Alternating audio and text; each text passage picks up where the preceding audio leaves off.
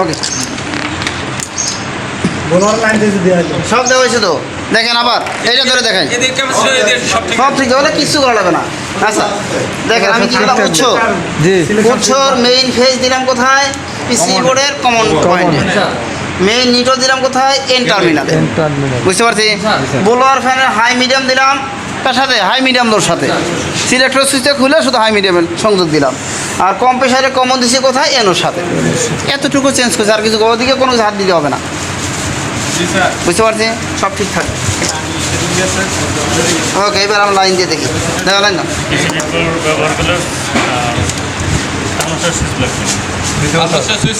হ্যাঁ অন করেন। এই ভালো হয়েছে না? দেখেন এইবার আমরা কুলিং পয়েন্ট দিয়েছি এবং ফ্যান এই চলতে চালু আছে ফ্যান। দেখেন এখন কম প্রেশার চলবে কখন, দেখেন যখন এই সবুজ বাল্বটা জ্বলবে তখন কম প্রেশার স্টার্ট হবে। নেন সমস্যা নাই। জি একদম ডাউন করে দিছি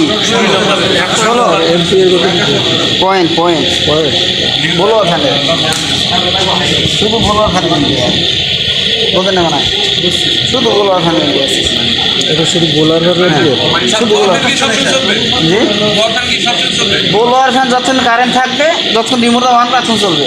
এটা তো অটো হওয়ার দরকার নাই, সেমি ফ্যানের মতো, বুঝতে পারছেন। বোলোয়ার ফ্যান কন্টিনিউ চলবে যতক্ষণ কারেন্ট থাকবে, এসি অন থাকবে এত সময়। থার্মোস্টাট সুইচ সেন্সর একমাত্র কম্প্রেসারকে ওপেন করতে পারে, বোলোয়ারকে ওপেন করতে পারে না, বুঝে নাই।